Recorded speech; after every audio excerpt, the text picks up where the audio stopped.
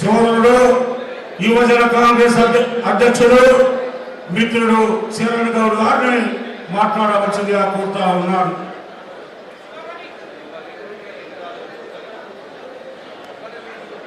అందరికీ నమస్కారం. ఈరోజు ఆదిలాబాద్ అసెంబ్లీ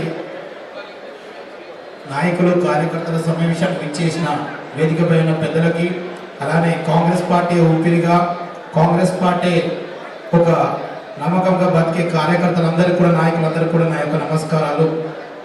ఈరోజు ఏదైతే మన కాంగ్రెస్ పార్టీ మన ఆదిలాబాద్ ఎమ్మెల్యే అభ్యర్థిగా కంది శ్రీనివాస్ రెడ్డి అన్నగారిని ఏదైతే నిర్ణయించారో చాలా అందరం కూడా సంతోషించాల్సిన విషయం.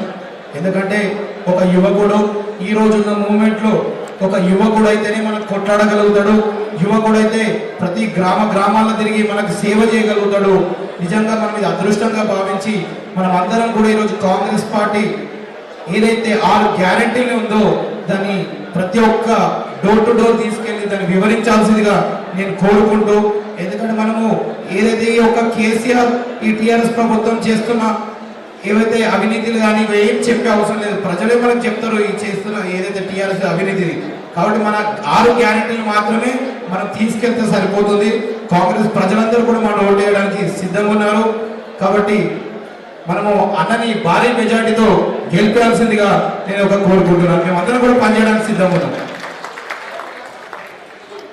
సీనియర్ కాంగ్రెస్ పార్టీ నాయకులు తలమడుగు డిప్యూటీ మండల అధ్యక్షులు మన జిల్లా విద్యాశాఖ అధికారం పనిచేసేటువంటి సోదరుడు బోన మల్లయ్య గారిని కూడా వేదికపైకి రావాల్సిందిగా నేను కోరుతా ఉన్నాను.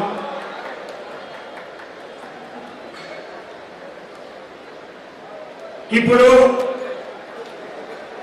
మాజీ